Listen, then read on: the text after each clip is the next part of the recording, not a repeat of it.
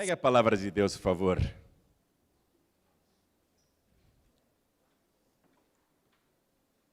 Abra no livro de Gênesis, capítulo 47, versículo 13.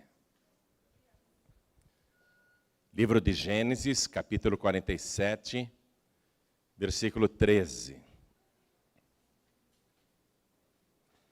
Já achou? Quando é Gênesis é fácil, né? Todo mundo acha rapidinho.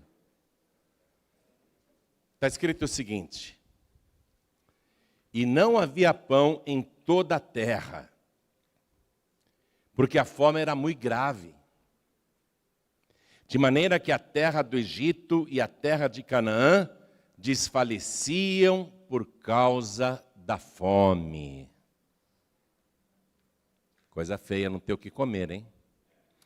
Numa região extremamente árida. Porém, o Egito, ele é abençoado com o rio Nilo. E o rio Nilo garante a fertilidade do Egito, principalmente nas margens. Mas a crise foi tão grave, quando a crise chegou, que até as margens do rio Nilo se tornaram áridas. E a produção de alimento desapareceu. Não havia alimento nem para o gado, nem para as pessoas. A fome era muito grave. Ou seja, acabaram os 7 anos de vacas gordas e começaram os 7 anos de vacas magras. E muita gente não tinha condição de enfrentar aquela crise e a terra padecia de fome. Então eu vou ler de novo. E não havia pão em toda a terra. Veja, em toda a terra a palavra está frisando. Todo o Oriente Médio, ali aqueles países, começaram a padecer porque não havia pão. E pão é o alimento básico, não é? O pão todo mundo come, quebra o galho. É aquela história, você pode ser pobre, mas se comer pão com banana, você fica vivo. Não é? Se todo dia você comer pão com banana, tá bom demais. E se não tiver banana, se você só comer pão, você aguenta. Mas não havia pão, gente. É o que a palavra está dizendo. Não havia pão em toda a terra. Ah, vamos ver se ali eu acho. Não tem, meu amigo, acabou. Ah, vou comprar em outro lugar. Não tem, acabou. Ah, vou para outro lugar, para outra cidade. Eu estive na África. E é impressionante. Você, para comprar alimento, um tipo de alimento, tem que viajar para uma cidade e ver se acha. Então, a fome, ela é grave. Ninguém aguenta passar fome, porque a fome deixa todo mundo de mau humor. Até eu. Se eu ficar sem almoçar, eu fico nervoso.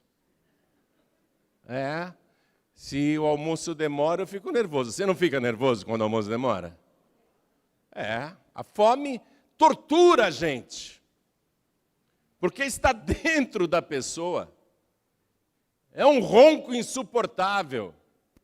O estômago fica, quero comida. Quero comida, qualquer coisa para comer.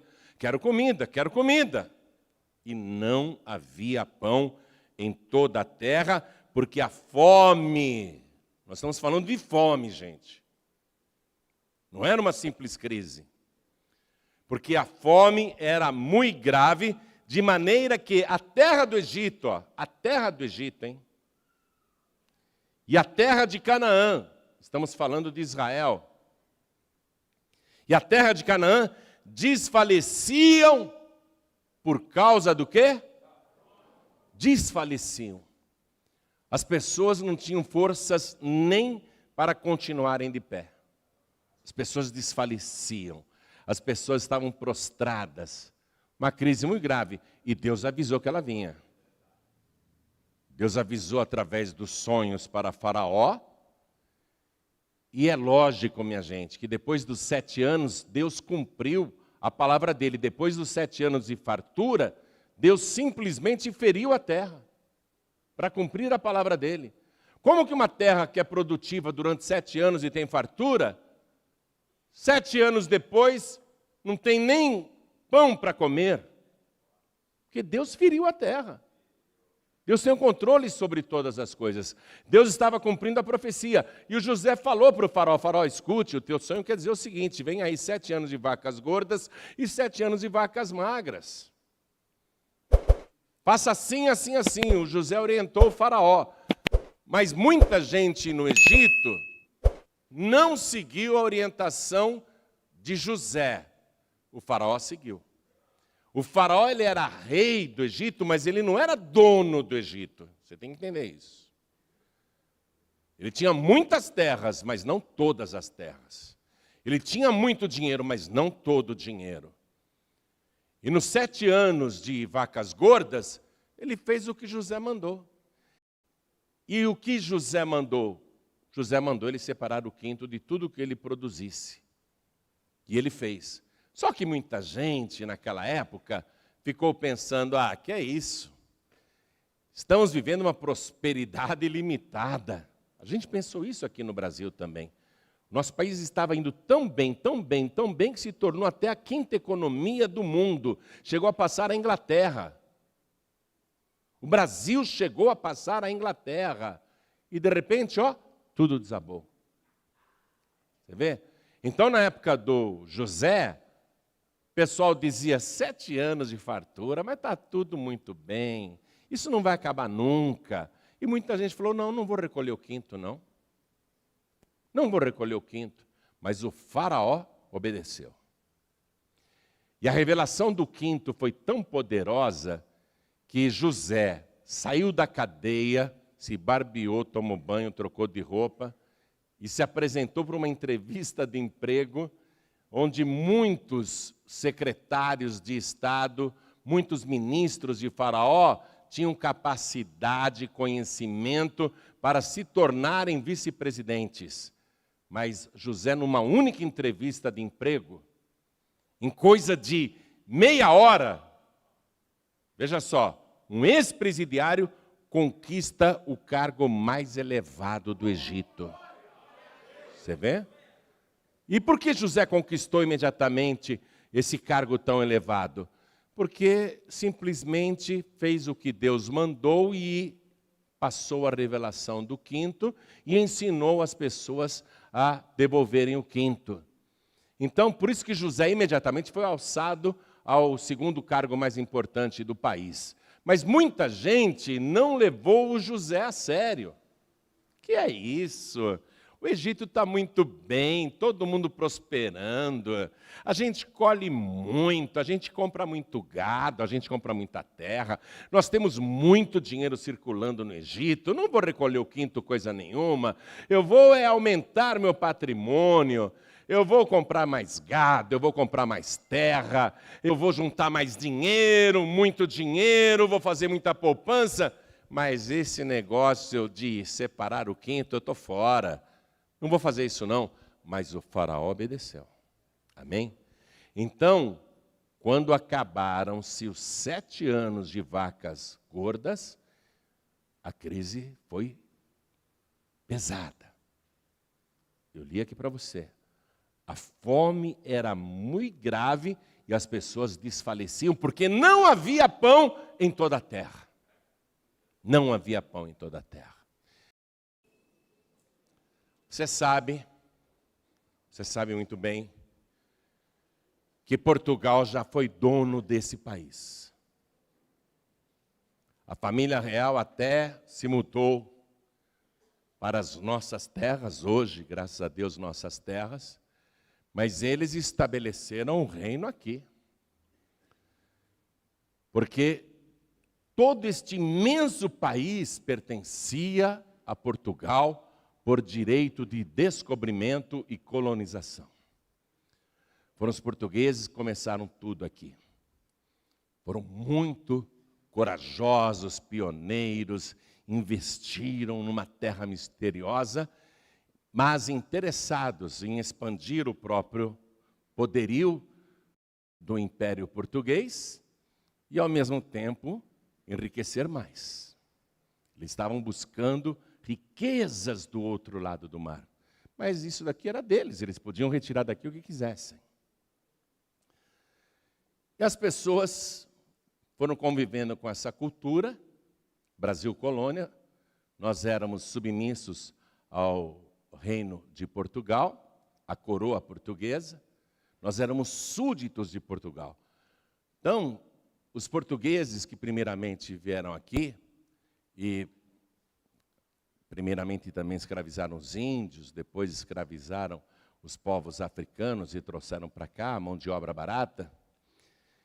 As pessoas que foram nascendo aqui eram chamadas de brasileiras, não é? E aí começou a surgir o povo brasileiro, mas submisso à coroa portuguesa. E nessa época, os bandeirantes saíram de São Paulo e começaram a se embrenhar pelas matas, pelo interior desse imenso país, que até hoje a gente não conhece ele inteiro, buscando riquezas. E foram achando esmeraldas que ficavam nos leitos dos rios, e foram se embrenhando, buscando cada vez mais riquezas, acharam diamantes abundantemente, continuaram se embrenhando, até que chegaram a uma distância de mais ou menos 500, 600 quilômetros de São Paulo, onde as montanhas davam muito ouro. E não apenas ouro, tinha todo tipo de minério. Mas o ouro era o mais cobiçado, mesmo porque não havia tecnologia na época para extrair riqueza de outros minerais que também estavam ali abundantemente. O ouro enlouqueceu a população ainda pequena desse país continental, e os aventureiros, ao ouvirem dizer que havia muito ouro e muitas minas, a coisa de 500, 600 quilômetros daqui em direção ao norte, foram alucinados atrás dessa aventura, dessa riqueza. Muita gente. E quando perguntavam, para onde você está indo? Ah, eu estou indo para um lugar que tem muitas minas. Mas minas do quê? Ah, de tudo. Mas de tudo o quê? De tudo que você imaginar, principalmente ouro. Mas tem outras coisas também, tem diamantes, tem pedras preciosas, tem tudo. É geral. São Minas Gerais. Né? Então foi todo mundo para Minas Gerais.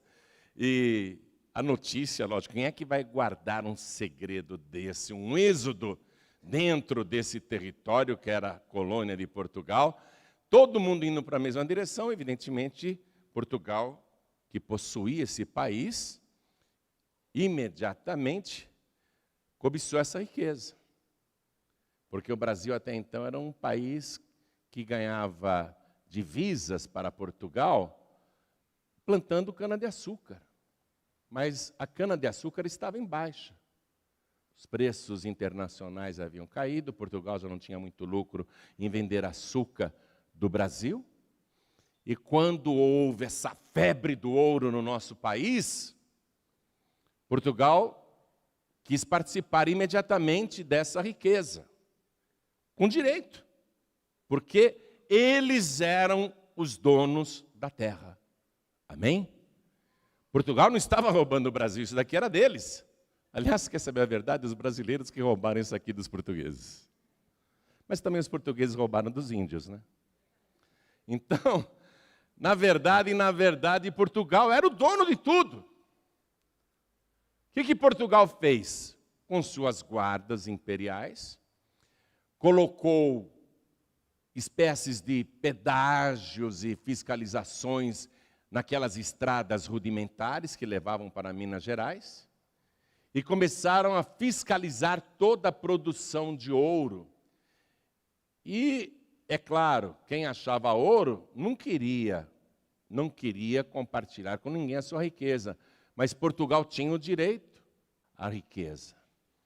Então, Portugal estabeleceu várias casas de fundição, onde, obrigatoriamente, os mineiros que encontravam ouro teriam que colocar as pepitas ali, e esse ouro tinha de ser derretido nas fundições oficiais do governo português. O ouro era transformado em lingotes em barras, nessas fundições, e já saía com a coroa portuguesa, gravado ali, nas formas em que o ouro era derretido, quando esfriava, já vinha com a marca da coroa portuguesa. Esse ouro é de Portugal. Só que os mineiros que encontravam ouro, eles tinham direito também à riqueza, porque foram eles que acharam. E Portugal estabeleceu o quinto. Escute a história. Portugal estabeleceu o quinto. Ou seja, de cada 100 barras de ouro, 20 barras teria de ser embarcada e enviada para Portugal. E os mineiros, que tinham encontrado o ouro, legalizavam a fortuna e podiam possuir oficialmente os 80% restantes. Só que os brasileiros não gostavam disso. Quando eles iam retirar o ouro, primeiro, um monte de pepita derretida, a quantidade diminuía, é lógico. Portugal já separava o quinto, 20%, emitia um certificado de retenção, um certificado de recolhimento de que aquele ouro tinha sido devidamente tributado pela coroa. Era uma riqueza oficial declarada, e os brasileiros ou os mineiros que tinham achado o ouro poderiam ficar com 80%. Então, quando o camarada, dono da descoberta do ouro, ia buscar os seus 80%, ele não se conformava. Antes de eu receber, Portugal já levou 20%. E olha só, me sobrou apenas 80%. O cara saía da casa de fundição xingando, amaldiçoando Portugal. Ficaram com o quinto dos infernos. Você entendeu? Porque até hoje tem essa expressão no Brasil, você fala e nem sabe por quê. O quinto dos infernos, eles ficaram com 20% do que era meu. Quinto dos infernos. Mas eram obrigados a contribuir, porque a terra, aqui, pertencia legitimamente à coroa portuguesa. E mesmo revoltados, inconformados, os brasileiros eram obrigados a pagar o quinto para Portugal. Revoltados, não aceitavam, mas primeiro, preste atenção, primeiro de tudo, os donos da terra. Primeiro de tudo, o país dono da terra. Primeiro de tudo, o rei dono desta terra, que era o rei de Portugal. Quer que eu desenhe? Está começando a pegar a coisa, né? Então os brasileiros não estavam dispostos a dar o quinto. Xingavam, amaldiçoavam. Amaldiçoaram tanto que grudou na nossa cultura até hoje a expressão quinto dos infernos. Quando a gente está revoltado, quando está com raiva, vá para o quinto dos infernos, não é? O pessoal não fala isso? Vá para o quinto dos infernos. Porque isso foi um truque do diabo. Nós somos um povo saqueado e roubado, não é de hoje. E quando Portugal estabeleceu o quinto para o Brasil, Portugal não estava roubando o nosso país, pelo contrário, estava sendo até generoso. 20% vai para Portugal, 80% fica aí no Brasil, fica com quem achou, fica com vocês, fortuna legalizada. Mas os brasileiros não queriam dar. E o diabo aproveitou a revolta e foi embutindo na cabeça das pessoas a expressão quinto dos infernos. Amaldiçoando o quinto. Porém, mesmo contrariados, o quinto continuou sendo pago primeiramente a Portugal e os brasileiros ficavam depois com os 80%. Os brasileiros não sabem, não imaginam, mas foi exatamente a prática do quinto, estabelecida por Portugal nas nossas terras, que desencadeou o processo de libertação do nosso país da soberania portuguesa. Foi justamente a partir do momento que os brasileiros começaram a dar o quinto, que se iniciou o processo que iria libertar o povo brasileiro do jugo português e queria fazer com que os brasileiros se tornassem donos desta imensa riqueza que é o nosso país. Vocês compreenderam a coisa? O quinto, ele é libertador, libertador da miséria, libertador do jugo, libertador da servidão. E o quinto é enriquecedor, minha gente. O quinto enriquece. Você vê? Eu penso que o Brasil, para ficar bem, preste atenção, não estou fazendo política não, que você sabe que eu não me meto em política. O Brasil, para ficar bem, para o nosso povo ser próspero, o governo brasileiro deveria ter a coragem de falar assim: vamos pagar o quinto para toda a população indígena, porque eles estavam aqui primeiro e foram roubados. Os índios deveriam receber 20% do produto interno bruto do Brasil. Se o produto interno bruto do Brasil hoje é $1 trilhão, é uma bela fortuna, o Brasil deveria pegar 200 bilhões de dólares e dar para as populações indígenas do nosso país. Ô, pastor, mas aí os índios iam ficar mais milionários do que os brasileiros. Pois é. Só que os índios iam comprar carros, geladeiras, televisores, computadores, casas, construir mansões. Geraria o quê? Empregos e riquezas, movimentaria a economia. Mas o governo brasileiro, eu garanto para você, nunca vai fazer isso. Nunca vai indenizar os índios. Pelo contrário, eles querem tomar até o que os índios ainda conseguiram reservar para eles. Outra coisa que o Brasil deveria fazer para ser um país próspero de verdade, soberano, resgatado, sem dívidas do passado, o governo brasileiro devia fazer o seguinte: nós já pagamos o quinto para Portugal, tudo bem. Para Portugal não devemos mais nada. Mas para os escravos que foram trazidos da África e trabalharam décadas e décadas debaixo do açoite e não tinham direito nem à moradia, nem à comida, nada, nem a uma vida decente, o governo brasileiro devia fazer assim: vamos pagar o quinto para os descendentes africanos. Vamos abrir 20% de vagas gratuitas em todas as universidades e escolas pagas e em todos os setores. Deveria, o Brasil deveria fazer isso.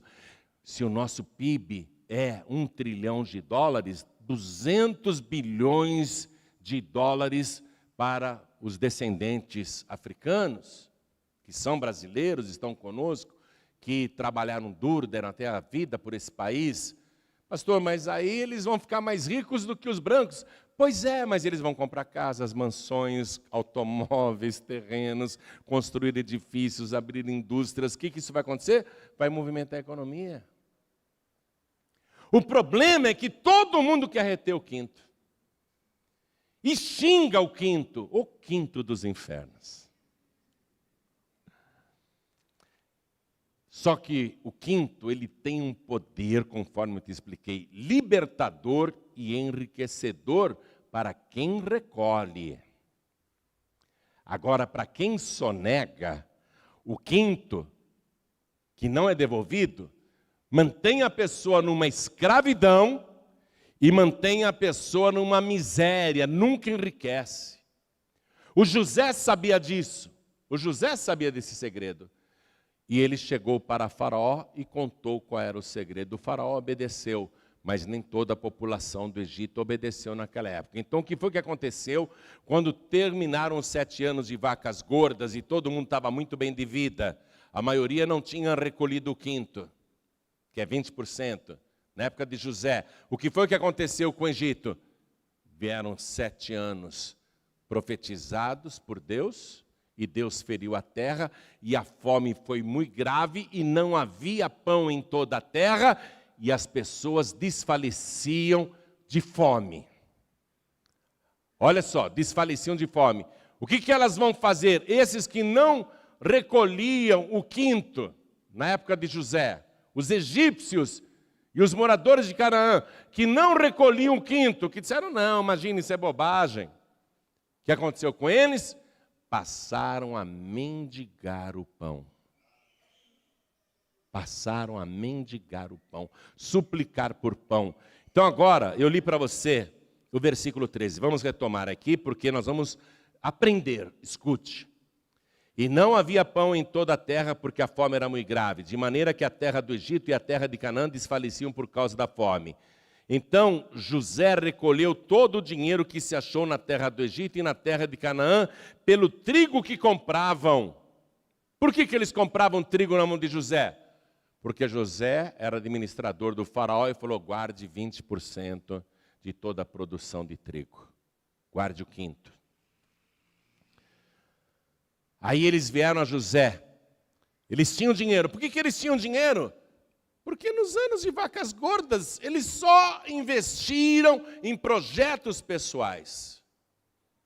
Guardaram muito dinheiro, tinham muita poupança, mas não tem comida. Então eles foram para José, queremos trigo. Então José vendeu o trigo. E o trigo valia mais do que ouro. Com o trigo eles fariam pão.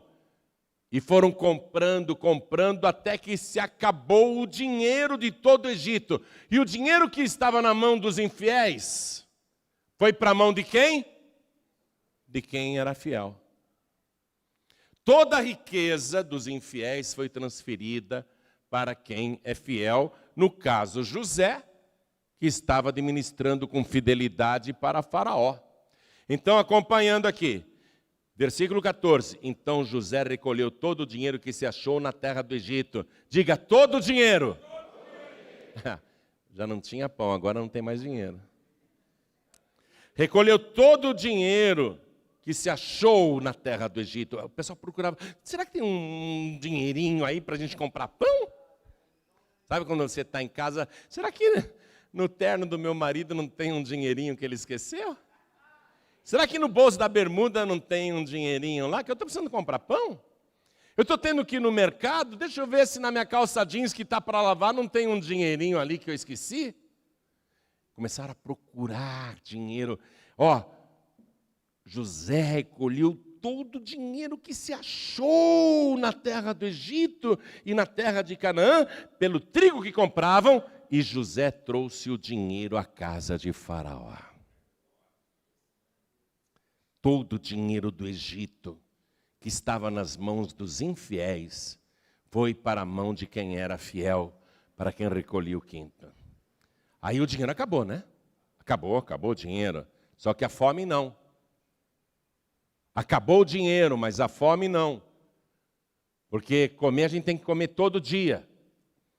Acabando-se, pois, o dinheiro na terra do Egito e na terra de Canaã, vieram todos os egípcios a José, dizendo, dá-nos pão. Por que morreremos em tua presença, porquanto o dinheiro nos falta? E José disse, dai o vosso gado, e eu vô-lo darei por vosso gado, se falta o dinheiro. Então trouxeram o seu gado a José, e José deu-lhes pão em troca de cavalos, e das ovelhas, e das vacas, e dos jumentos, e os sustentou de pão aquele ano por todo o seu gado. Diga, por todo o seu gado. Reparou que eles estão perdendo tudo que conquistaram nos anos de vacas gordas? Primeiro o dinheiro juntado foi embora. Todo o gado que eles compraram e multiplicaram, agora está sendo devorado. Por que está sendo devorado? Está sendo transferido da mão dos ímpios para a mão de quem é fiel. Por quê? Porque eles foram rebeldes. Porque eles não aceitaram essa história do quinto. O que é o quinto? O quinto, José não ficou explicando para o faraó e nem para o povo egípcio, porque entraria na teologia. O quinto era o santo dízimo das primícias, mais a oferta alçada igual ao dízimo. É 20%. Eles não aceitaram isso. Não concordo com isso. Como hoje tem gente que fala, o dízimo eu concordo, mas a oferta alçada igual ao dízimo, não. E não recolhe o quinto. Olha só. Então, eles começaram a dar o gado, todo o gado. Para quê? Em troca de pão. Todo o seu gado, naquele ano, foi dado em troca de pão. Então agora eles não têm mais gado, eles não têm pão, eles não têm dinheiro e eles não têm mais gado. Mas a fome continua. A crise está durando mais do que eles imaginavam. Versículo 18.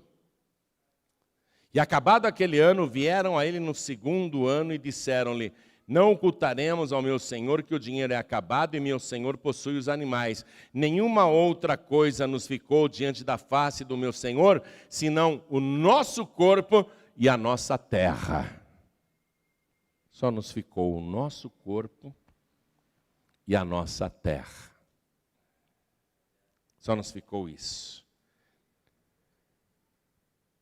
Versículo 19. Por que morreremos diante dos teus olhos, tanto nós como a nossa terra? Compra-nos a nós, compra-nos a nós, as nossas vidas. Seremos seus servos. Compra-nos a nós e a nossa terra por pão. Nós estamos, José, propondo um negócio para você. Não temos mais dinheiro, não temos mais gado. Mas nós nos propomos a vender para ti a nossa mão de obra e todas as nossas terras. Por favor, compre! Porque o que adianta o meu corpo, se não tiver pão, o meu corpo vai morrer. E de que me adianta possuir muitas terras se eu vou ser sepultado nela? Eu só preciso de 7 palmos de terra, é ou não é? Eu tenho 200 alqueires de terra, mas eu não tenho o que comer. O que me adianta ter 200 alqueires de terra? Se eu continuar sem pão, eu vou precisar só de 7 palmos de terra para ser sepultado. Então, José, compra esse corpo que está em risco de morrer por falta de pão. Compra a nossa mão de obra. E compra essa terra em troca de pão. Versículo 20. Assim José comprou toda a terra do Egito.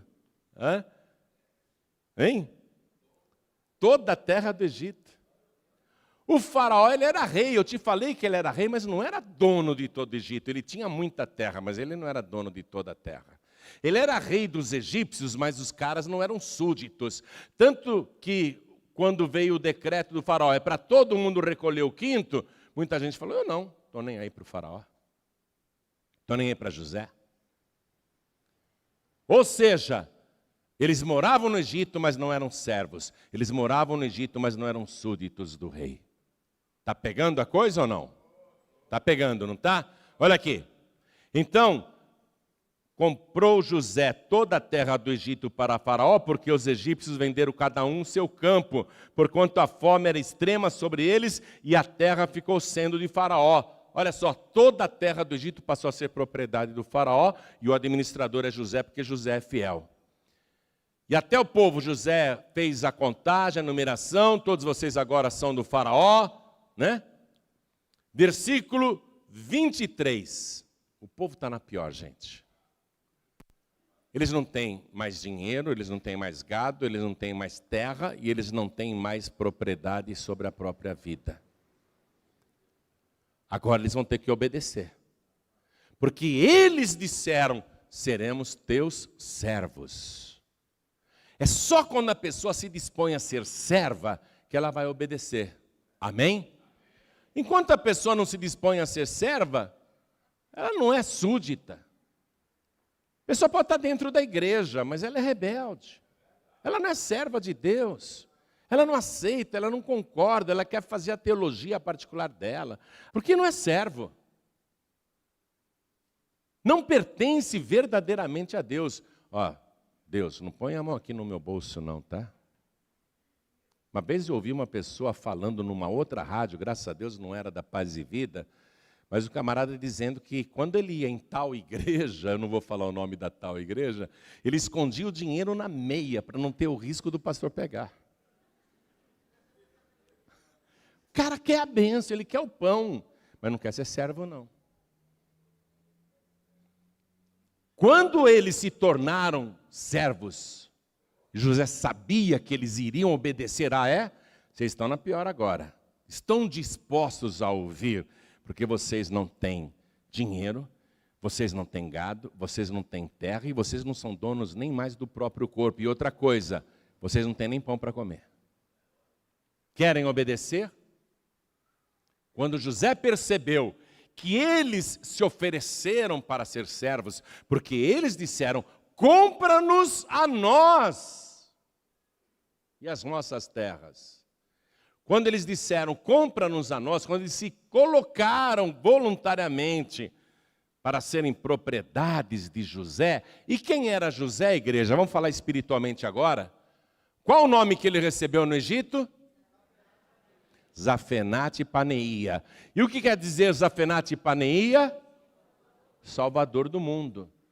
Quando eles se dispuseram a ser propriedades do Salvador do mundo, quando José percebeu que agora sim eles vão obedecer, então eu vou ensinar vocês, olha só, a recuperar o que vocês perderam e reconstruir em suas vidas.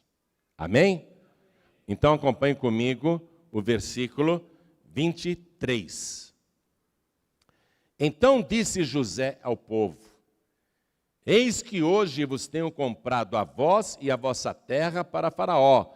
Eis aí tendes semente para vós, para que semeeis a terra, com uma condição. Com uma condição. Versículo 24. Há de ser, porém, que das colheitas dareis o quinto a Faraó. Diga, dareis o quinto. Porque eles não davam, minha gente. Tiveram que perder tudo mesmo, para que pudessem ouvir essa palavra. Porque quando eles estavam bem, imagina, não acredito nisso, não quero saber disso, estou fora.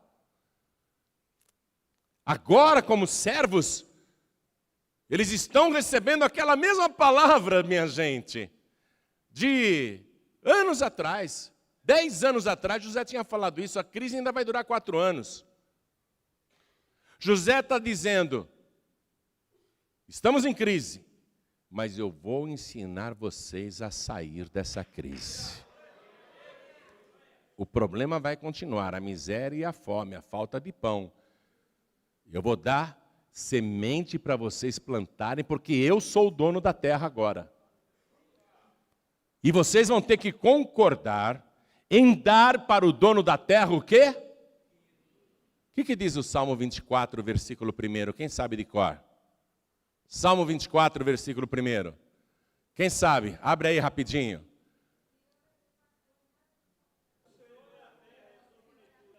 Todo mundo está lendo isso aí? Do Senhor é a terra e o que mais? A sua plenitude. O mundo e o que neles habitam. Seres humanos ou animais. Estejam voando, rastejando ou nadando. Do Senhor é a terra e a sua plenitude. As árvores, os rios, os mares, as fontes. Do Senhor é a terra e a sua plenitude. O mundo e todos os que nele habitam. José está dizendo o quê para os egípcios, agora que eles são servos? Eu vou dar a semente para vocês. Plantarem na minha terra, porque eu agora sou o dono da terra. Vocês me venderam todas as terras. Eu comprei todas as terras. Vocês me reconhecem como dono? Sim, José, você é o dono. Então vou dar semente para vocês plantarem e vou abençoar vocês para saírem da crise, porque essa crise ainda vai durar. Se passaram aí só 3 anos. Ainda tem pelo menos mais uns 4 anos de miséria e de fome. Quem não obedecer vai continuar empobrecendo, perdendo até morrer. Vai morrer na pior. Mas quem obedecer e fizer o que eu vou mandar, vai superar essa crise que ainda está aí, vai vencer a fome e vai prosperar. Todo mundo, sim senhor, pode falar. Só dá a semente com uma condição: há de ser, porém, que das colheitas dareis o quê? Dareis o quinto a Faraó, e as 4 partes serão vossas. O que é o quinto? É 100 dividido por 5. Quanto que é 100 dividido por 5, igreja? 20%. Esse é o quinto. Então, 1/5 vocês vão entregar nas minhas mãos, e os outros 4/5 ficarão para vocês. Olha a generosidade. Você está compreendendo isso? Tem gente que fala, mas eu não vou dar o dízimo, nem dar oferta alçada. Vem cá, você não é dono de nada, rapaz. Você não é dono nem da sua vida. Você nem sabe se amanhã ou o próximo domingo vai estar aqui. Então, você tem que ser fiel e servo de Deus. Compreender que é Ele que tem poder para sustentar a tua vida em qualquer crise. Que é Ele que te mantém de pé para você não desfalecer, não cair pelo caminho, não desistir de tudo, não se matar. Não morrer na miséria. Você tem que entender isso. Olha aqui. Há de ser, porém, que das colheitas dareis o quinto a Faraó, e as 4 partes serão vossas. Preste atenção. Eles não são donos nem do dinheiro, nem do gado, nem da terra, nem deles mesmos. Espera aí, José. Você vai dar semente para a gente plantar. E a gente vai ficar com 4 partes? Só uma parte nós vamos dar para o Faraó, para você? Poxa. Eu pensei que você queria explorar a gente. Nós pensávamos que, José, que você queria explorar a gente, arrancar nosso couro. A gente não estava entendendo que, na verdade, você queria nos abençoar. 4 partes serão nossas? Está aceito. Está aceito. Todo mundo disse, aceitamos. Amém? Aceitamos, porque a crise continua. Olha aqui. 4 partes serão vossas. Com essas 4 partes, vocês vão semear o campo. É para vosso mantimento. E dos que estão nas vossas casas, e para que comam vossos meninos, vossos filhos. Amém? Então José finalmente pôde passar para eles o ensinamento. Queria arrancar todo mundo daquela dependência e daquela miséria, e que faria cada pessoa recuperar os prejuízos dos anos passados. Aí o povo ficou muito feliz e ainda disse assim para José, veja o versículo 25, e disseram, a vida nos tem dado. O que eles estão falando para José, igreja? Quem é José? O Zafenate Paneia. A vida nos tem dado. E veja que coisa interessante, José é um arquétipo de Cristo no Antigo Testamento. José foi vendido por moedas de prata, igualmente como Jesus. Foi vendido pelos próprios irmãos, igualmente como Jesus, não é? Jesus foi preso, José foi preso também. José foi condenado, né? Até que Deus o exaltou. Então, José, ele foi chamado de Zafenate Paneia justamente por ser um arquétipo de Cristo no Antigo Testamento. E eles estão dizendo, José, a vida nos tem dado. Mas quem nos dá a vida de verdade, igreja? Jesus. Evangelho de João, capítulo 10, versículo 10, está escrito, eu vim aqui para que todos tenham vida e a tenham com abundância. A vida nos tem dado, achemos graça aos olhos de meu Senhor.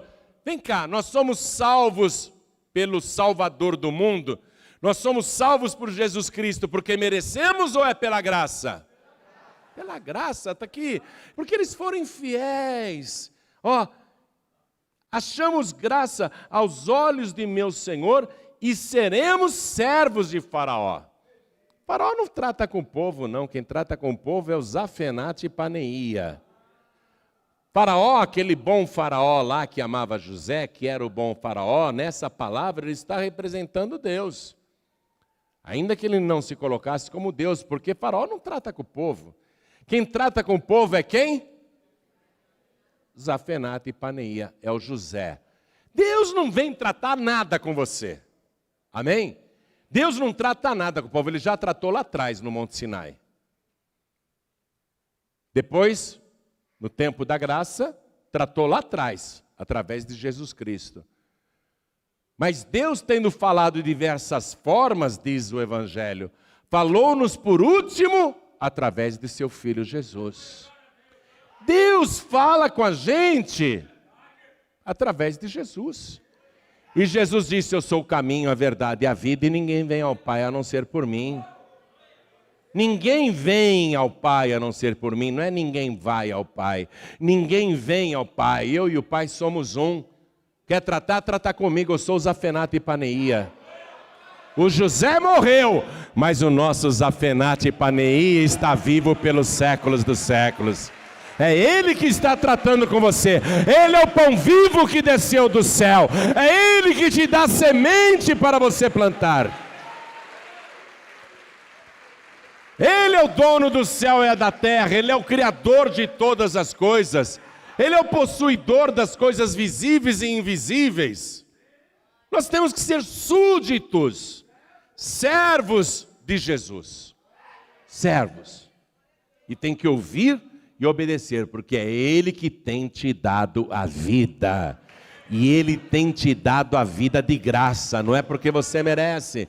Como é que você vai ser infiel com uma pessoa assim? Que é generosa, que é boa, que só quer te abençoar, curar suas enfermidades, resolver os seus problemas, não é? De toda ordem, seja pessoal, familiar, profissional, de negócio, seja o que for. Como é que você pode se comportar com infidelidade só porque hoje tem um bom emprego, só porque hoje está ganhando bem, tem um bom comércio, tem uma boa loja, uma boa oficina, um bom negócio? Ah, não concordo com essa história de quinto, não. Como é que você vai ser infiel? Vai querer falir antes? Porque vai entrar o devorador na tua vida, eu não tenho dúvida que isso acontecerá. Ainda mais nessa crise que não tem prazo para acabar, no nosso país não tem prazo não. Falaram, a economia já melhorou um pouquinho. Mas mesmo esse pouquinho que a economia melhorou, se você colocar com as perdas passadas, continua no prejuízo. Mas olha só, e José então, minha gente, o versículo 26, esse que eu quero que você frise agora aí, circule na sua Bíblia, por favor. Versículo 26. José, pois, pôs isto por estatuto. Ele teve que normatizar, minha gente, olha aqui, agora vocês são servos, agora vocês são súditos, isso é estatuto. O que é o estatuto? É uma norma interna para ser obedecida, é uma lei. Não é? Pôs isto o quê? O negócio do quinto. Por estatuto, até ao dia de hoje, sobre toda a terra do Egito, que Faraó tirasse o quinto, só a terra dos sacerdotes não ficou sendo do Faraó. Assim, olha só o que aconteceu, minha gente. José, ele é um ensinador de justiça. Ele é um ensinador, um doador da vida. Ele é um mestre que ensina as pessoas a saírem da miséria e da dependência. Ele tem o direito de prosperar. Assim habitou Israel na terra do Egito, na terra de Gósen, e nela tomaram possessão, diga possessão. José e os seus familiares, a terra de Gósen, dentro do Egito, passou a ser possessão de Israel. E frutificaram, tem crise, mas eles estão o quê? Frutificando. E frutificaram e multiplicaram-se muito. Amém? Por quê? Porque obedeciam o estatuto que José tinha determinado, e José é o Zafenate Paneia. Jacó ainda viveu com eles lá na terra, etc. e tal. Então, deixa eu mostrar uma coisa. Os judeus atuais, minha gente, que são os descendentes diretos de Abraão, Isaque e Jacó, que são parentes de José, que conhecem a palavra mais de qualquer outro povo da terra, porque eles são o povo da Bíblia. Eles são o povo de Deus, o primeiro povo de Deus.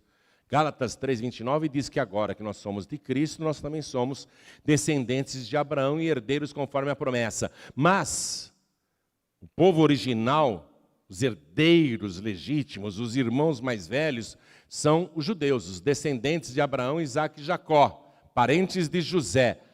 Hoje, eles praticam exatamente o quinto.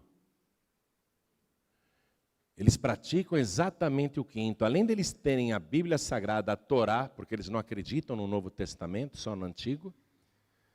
Além deles acreditarem no Antigo Testamento, na Torá e nos profetas e nos Salmos, eles têm um livro chamado Kitzur Shulchan Aruch, que é o Código das Leis Judaicas.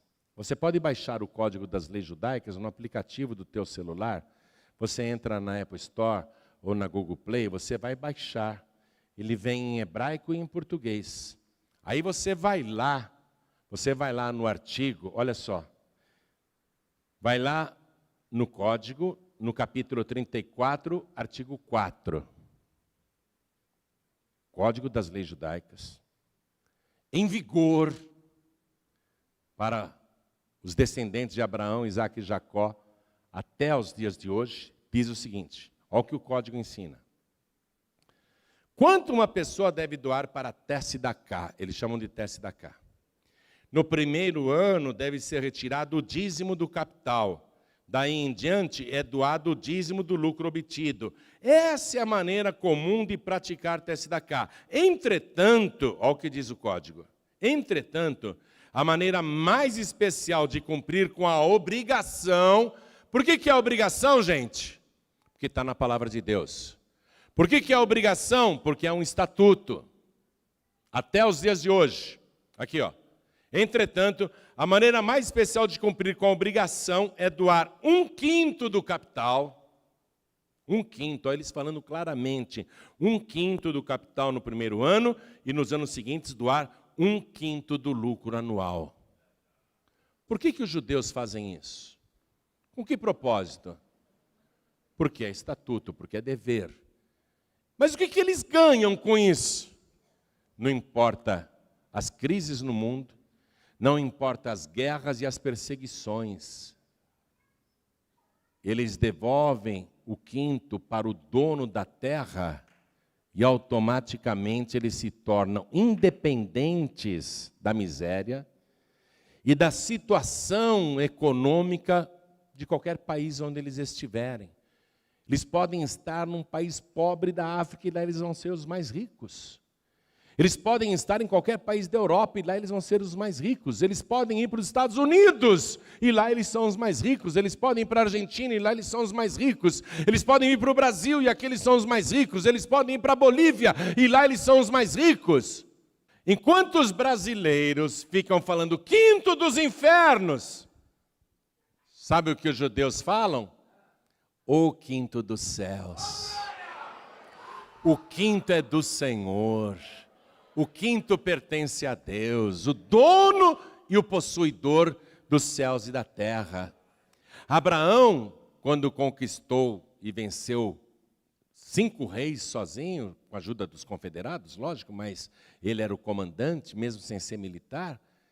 Quando o rei de Sodoma ofereceu para ele os bens, ele falou, eu levanto a minha mão ao Senhor, o possuidor dos céus e da terra.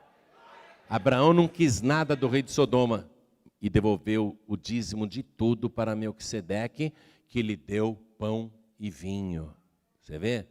Então os descendentes de Abraão no mundo todo, eles não se importam para onde eles estão indo. Se está tendo perseguição na Europa, eles vão para os Estados Unidos, lá eles enriquecem. Se está tendo perseguição na Europa ou na Alemanha, eles fogem para o Brasil, para a Argentina e aqui enriquecem. Então, aonde eles vão, eles se tornam dono de tudo. Olha só, o dinheiro, primeiramente o dinheiro do lugar, passa para a mão deles. tudo passa para a mão deles. Eles começam a se tornar dono de todas as coisas, são as grandes fortunas do mundo. Por quê? Porque, além do estatuto na palavra de Deus, eles têm o código das leis judaicas. Eles praticam o quinto. Então o diabo não quer que você saiba disso. O diabo não quer que o Brasil saiba disso. Porque quando o Brasil souber disso, e muita parte do Brasil já está aprendendo isso, tem muita gente ensinando isso, o Brasil começa a se libertar dessa dependência financeira. Porque hoje nós dependemos até do capital externo. A economia nos Estados Unidos está se fechando, hein? Protecionismo, isso vai prejudicar o Brasil. O mercado comum europeu está em crise, isso vai prejudicar o Brasil. Que as exportações caem, eles investem menos no nosso país, o capital estrangeiro não vem para cá. A minha esposa, ela tem um apartamento em Moema que era alugado para executivos da Samsung. E no prédio tinha vários coreanos. Foram tudo embora do Brasil. Não estão mais investindo no nosso país. Então o Brasil, infelizmente, mesmo sendo tão rico como é, fica dependente de capital externo. Enquanto internamente você já sabe de todas as mazelas que acontecem no nosso país e que, graças a Deus, muita coisa está mudando e vai melhorar daqui para frente. Mas até consertar esse país, eu acho que isso é para os nossos filhos, é para os nossos netos. Porém, nós temos que começar isso, amém? José falou, nós estamos em plena crise, minha gente. Agora vocês não têm mais dinheiro, não têm mais gado, não têm mais terra, e vocês mesmos se ofereceram para serem comprados. Então agora eu vou ensinar vocês. Ainda tem crise aí. Tem pelo menos mais 4 anos de crise.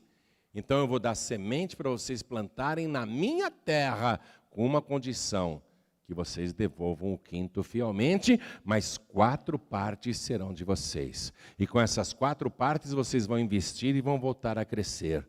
Vocês estão entendendo como é que funciona a coisa? É por isso que os descendentes de Abraão praticam o quinto, mesmo quando eles não são religiosos. Não é todo judeu que vai para a igreja, que vai para a sinagoga, não é todo judeu que é praticante da Torá, mas ele pratica o quinto. Por quê? Porque Deus jurou abençoar a descendência de Abraão.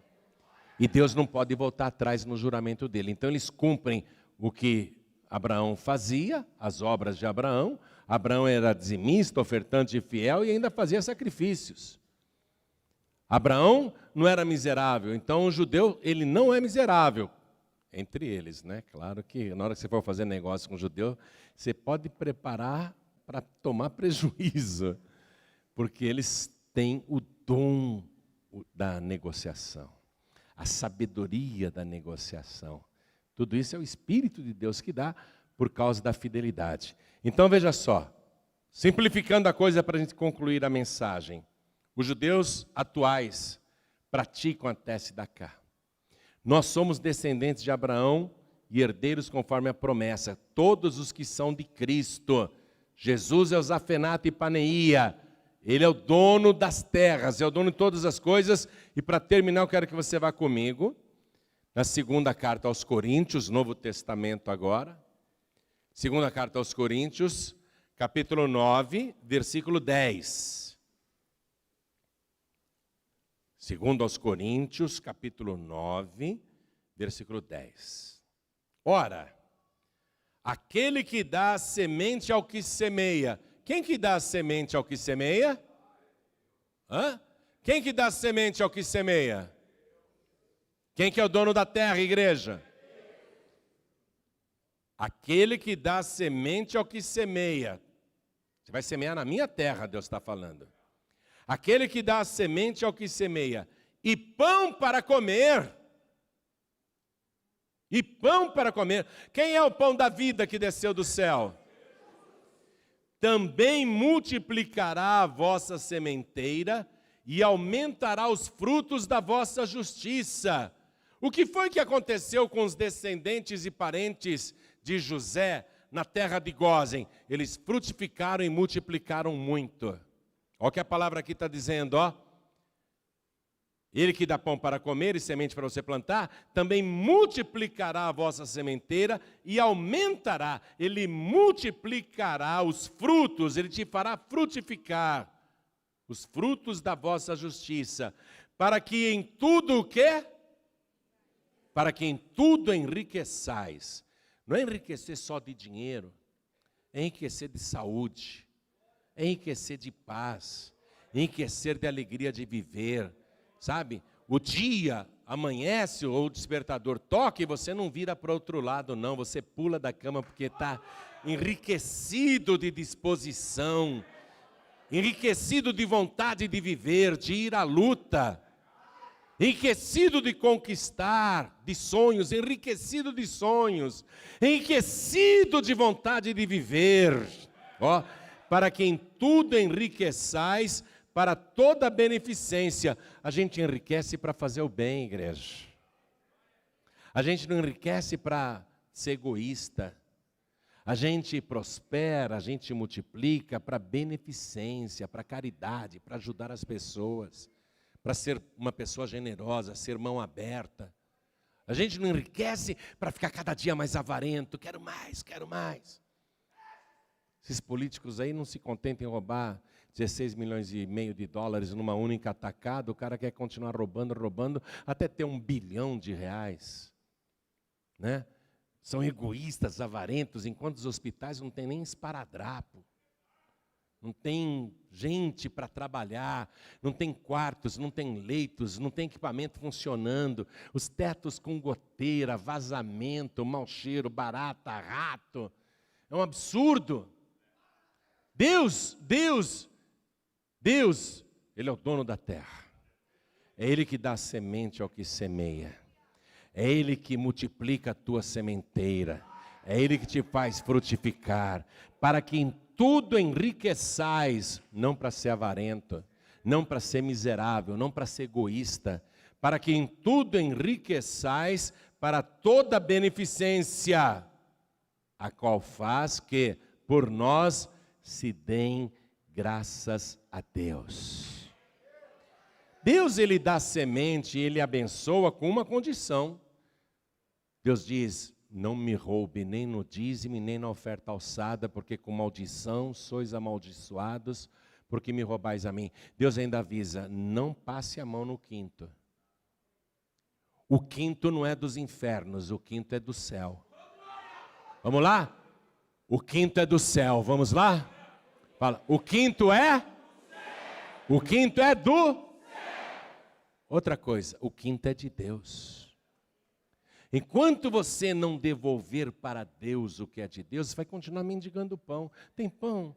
Me ajuda aí. E apela para um parente, apela para o patrão, apela para pessoas. Ó, você vai ficar mendigando pão. Hoje eu não tenho nem o que comer, me arruma um dinheirinho aí. Deixa eu procurar dinheiro para ver se eu acho numa bermuda que está para lavar. Deixa eu ir lá nas roupas do guarda-roupa, ver se tem um dinheirinho num bolso aí, qualquer roupa. Deixa eu ver se eu acho uma moedinha para comprar um pão. Vai continuar mendigando pão, enquanto você não der para Deus o que é de Deus. José levou o povo naquela situação para dizer, agora vocês são servos. Agora vocês querem o segredo. Agora vocês querem escapar disso. Eu vou dar semente para vocês plantarem na minha terra.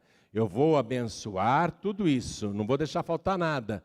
Mas vocês vão ter que se comprometer em devolver o quinto. E 4 partes serão de vocês. É sério mesmo? Sério? Nós poderemos ficar com 4 partes? Poderão ficar com 4 partes para vocês investirem de novo, plantar mais, para vocês se alimentarem, para sustentarem seus filhos, para tudo.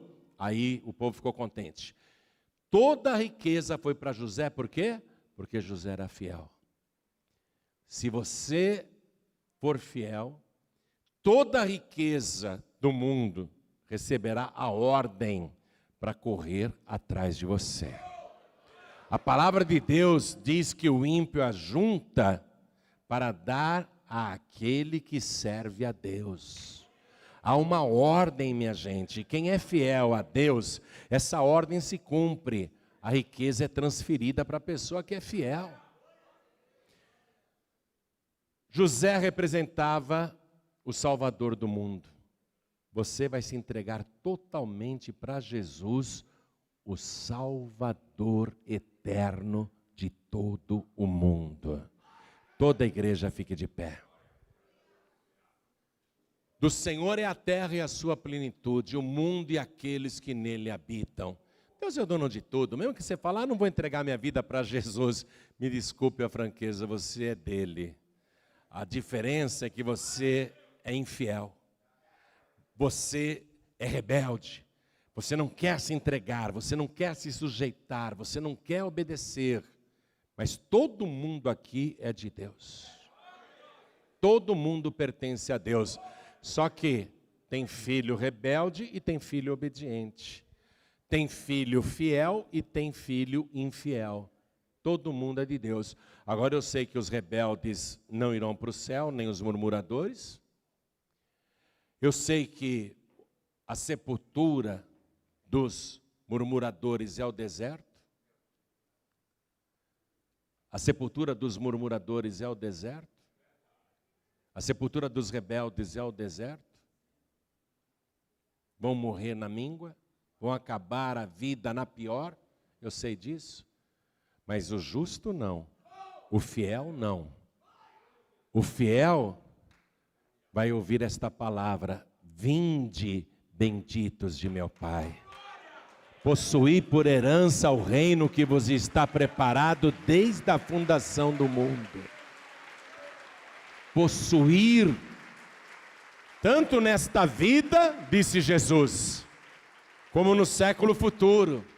Os fiéis, os infiéis para a esquerda, os bodes e as cabras para a esquerda, os carneiros e as ovelhas, os cordeiros para a direita.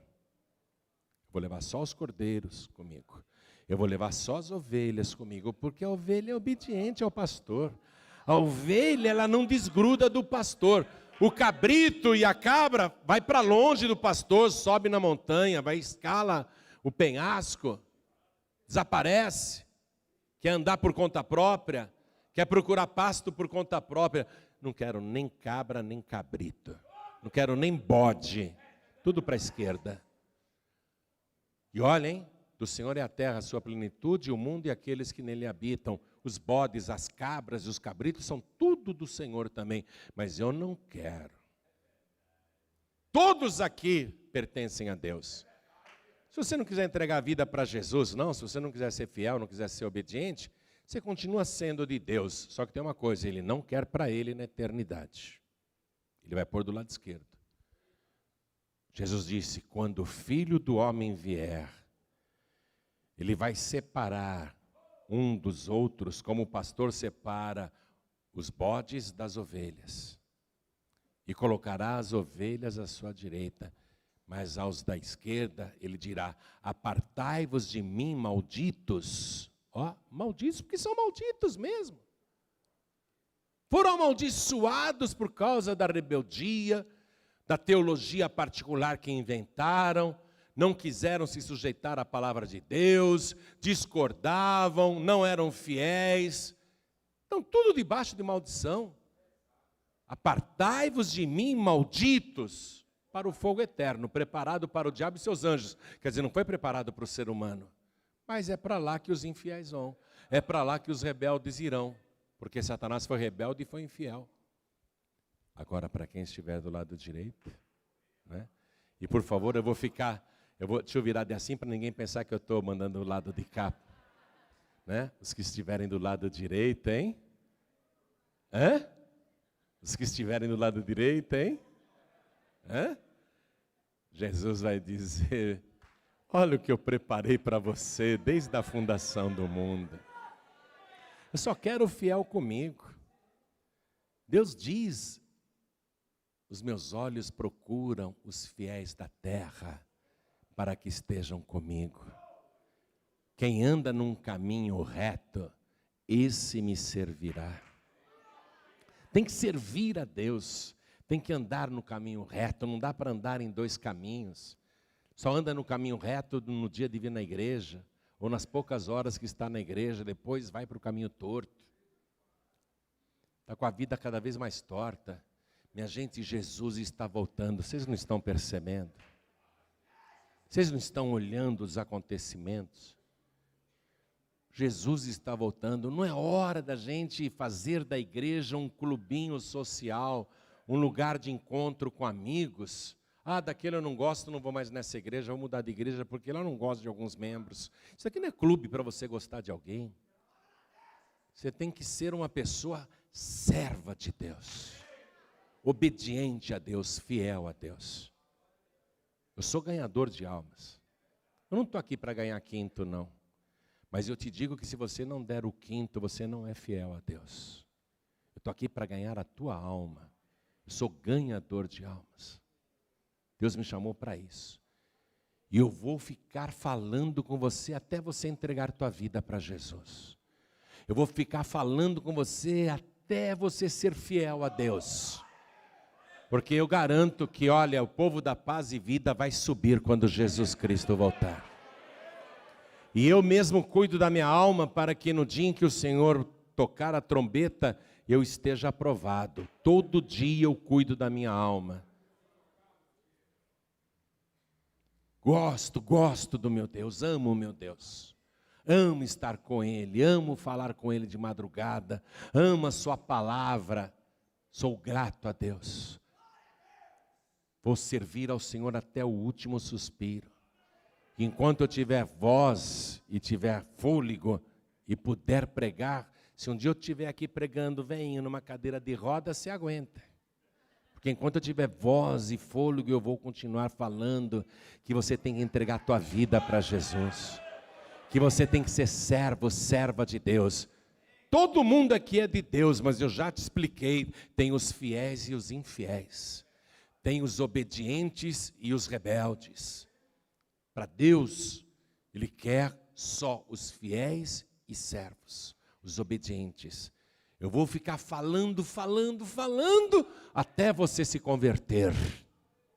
Até você agir como Deus quer que você haja. Aí Ele vai te abençoar. Eu, se fosse você, parava de sofrer agora mesmo, entregava a vida para Jesus. Entregava a vida para Jesus e fazia até um pacto com Ele. Senhor, a partir de hoje eu vou ser fiel a Ti. Totalmente fiel a Ti. Olha para mim, olha para mim. Amados, a gente precisa se consertar com Deus. A gente precisa se entregar totalmente a Deus. Quando José, lá no Egito, foi tirando tudo dos rebeldes, foi para que eles aprendessem a se sujeitar a Deus. Eles só se sujeitaram a Deus quando foram esvaziados. Então você tem que se esvaziar e se entregar 100% a Deus.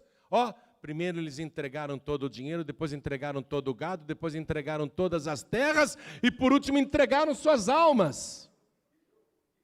E disseram depois, a partir de agora nós vamos obedecer. Então vou dar semente para vocês semearem. Vocês podem ficar com 4 partes, mas o que é de Deus, vocês não podem ficar. Vocês não podem comer, vocês não podem gastar. Amém? Então, ainda que a crise tenha durado mais 4 anos, e eu não sei quanto tempo dura aqui no Brasil, ou em Portugal, que também está me ouvindo, e é um país irmão do Brasil. Portugal está numa crise, desde que eu vou para Portugal, eu só ouço isso, desemprego e crise, desemprego e crise. É o país mais pobre, né, do mercado comum europeu. É o país mais pobre do mercado comum europeu. Agora, vê, e eu falo isso para os portugueses ouvirem, vê se eles querem obedecer. Vê se eles querem se batizar nas águas. Querem continuar fiéis a Fátima. Vê se eles querem se converter única e exclusivamente a Jesus Cristo. Eles até ouvem o Evangelho.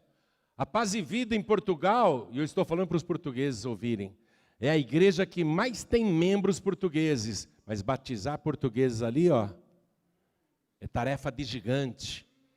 Porque eles entregam a vida para Jesus, eles aceitam Jesus, eles frequentam a igreja, mas na hora de batizar, não posso, eu fiz um juramento de fidelidade a Fátima. É isso que acontece, por isso que Portugal não sai dessa miséria que está há muitos anos. Eu estou falando para os portugueses ouvirem mesmo. Por isso que Portugal está nessa tanga, não é de hoje. Então o Brasil estava no caminho certo. Olha o que aconteceu. Foi inesperado. Agora quem for de Deus nunca será atingido por qualquer crise. Pelo contrário, é na época de crise que a riqueza do ímpio vai se transferir para você, para quem serve a Deus. É na época de crise que você vai virar dono do negócio próprio. É na época de crise que você vai comprar, vai negociar, vai aumentar seu patrimônio. A riqueza do ímpio se transfere para aquele que agrada a Deus. Isso está na palavra de Deus, está ordenado. Amém? Então eu vou fazer um apelo agora. Um apelo. Entrega a tua vida para Jesus. Se rende totalmente ao Zafenate Paneia eterno. Se rende totalmente a Ele, entrega corpo, alma e espírito. Se converte no teu bolso, se converte na tua vida, no teu trabalho. Seja fiel a Deus, se entregue totalmente ao Senhor. Hoje, nós vamos começar assim, ó. O teu nome sendo escrito no livro da vida do Cordeiro. Você vai dizer, Senhor, na verdade o Senhor já comprou a minha alma. Porque o Senhor já pagou o preço na cruz do Calvário. O Senhor já pagou o preço. O Senhor nos deu a vida, a tua vida, para que eu tenha vida. Então, Senhor, eu agora me entrego a Ti, pelo preço que o Senhor pagou. Eu me vendo a Ti, pelo preço que o Senhor pagou. Foi isso que os egípcios fizeram para José. José, compra a gente agora e seremos seus servos. Jesus já pagou o preço por você, olha para mim. Jesus já pagou o preço por você. Agora se venda a Ele, se entregue a Ele. Teu nome vai ser escrito no livro da vida do Cordeiro. Então deixa eu perguntar, quem aqui quer receber Jesus Cristo como único, suficiente, exclusivo e eterno Salvador? Ergue a mão direita bem alto, ergue bem alto.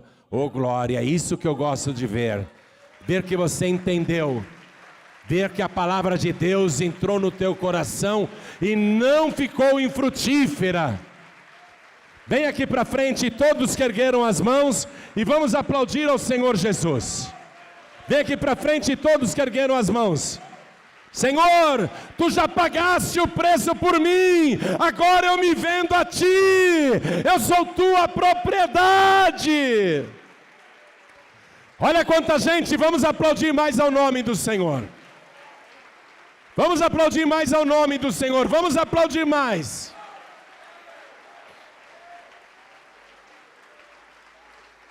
Glória a Deus, vamos aplaudir mais, igreja. Tem que ter alegria na igreja quando um pecador se arrepende, porque nesse momento os anjos de Deus estão cantando e dançando. Oh glória, está tendo festa no céu, e você é o motivo dessa festa. Oh glória, oh glória. Você é o motivo da alegria no céu e o motivo da alegria na igreja agora. Eu quero chamar aqui todos os filhos pródigos e filhos que reconhecem: até hoje eu fui rebelde. Até hoje eu fui rebelde. Estou cansado de perder. Estou cansado de apanhar. Se você reconhece que não tem sido 100% fiel, vem aqui para frente agora, não precisa contar nada para a gente não, mas vem aqui para frente e se consertar com Deus. Eu te disse que nós não podemos fazer da igreja um clube, um local de reunião de amigos, desse eu gosto, daquele eu não gosto, não vou mais. Não, nós estamos aqui para servir o Zafenate Paneia eterno. Vamos aplaudir mais ao nome de Jesus. Quem mais quiser vir para frente, aproveita agora. Quero falar com você que está assistindo esta mensagem pela TV, pelo youtube.com, pelo facebook.com/joanribe. Quero falar com você que está assistindo essa mensagem na sua televisão. Quer entregar a vida para Jesus agora? Quer receber Jesus como teu único, suficiente, exclusivo e eterno Salvador, e a partir de hoje ser fiel a Deus? Então se ajoelhe ao lado do teu televisor. Quero falar com você que está ouvindo pela rádio, eu não sei aonde você está, perto ou longe. Pode ser que você esteja num lugar deserto, ou pode ser que você esteja num lugar trancafiado. Pode ser que você esteja até num lugar esquecido, mas Deus te viu e Deus falou com você. Deus usou esse rádio como se fosse um pregador falando contigo. Quer entregar a vida para Jesus? Então se ajoelhe ao lado do teu rádio. Quer voltar para Jesus? Ajoelhe-se ao lado do teu rádio. Falo com você que está dirigindo e ouvindo esta mensagem, e com você que está em trânsito, ouvindo aí no celular, no rádio do celular, ouvindo no aplicativo da Feliz FM. Você está ouvindo esta mensagem, quer entregar a vida para Jesus? Não é possível ajoelhar? Faz o seguinte, coloque a mão direita sobre o teu coração, como sinal de entrega para Deus, porque Deus está te vendo agora. E todos que vieram para frente aqui na sede da Paz e Vida, se ajoelhem comigo e a igreja continue de pé. Coloque a mão direita sobre o teu coração. Ore assim comigo: meu Deus e meu Pai, o Senhor falou comigo através da palavra, o meu entendimento se abriu, e eu estou aqui agora, de joelhos, pedindo perdão ao Senhor, pelos meus pecados, pela minha rebeldia, pela minha indiferença, pela minha infidelidade. Eu estou agora me consertando contigo, me reconciliando contigo, e eu te peço, Senhor, me purifica agora, com o sangue de Jesus, retira de mim todo o pecado, toda iniquidade, toda maldade. Limpa meu corpo, limpa minha alma, limpa o meu espírito, e eu declaro que eu me entrego a Ti, para Te servir de verdade, todos os dias da minha vida, porque eu declaro que o Senhor Jesus é o meu Zafenate Paneia, que significa Salvador do mundo, e meu Salvador particular. Escreve, Senhor, e confirma o meu nome no livro da vida, e não permita que o meu nome seja riscado do teu santo livro. E eu digo ao Senhor que até o último suspiro, até a última batida do meu coração, eu te servirei com toda a minha alma, com todo o meu entendimento e com todas as minhas forças, porque o Senhor é o meu único, suficiente, exclusivo e eterno Salvador para todos sempre. Amém.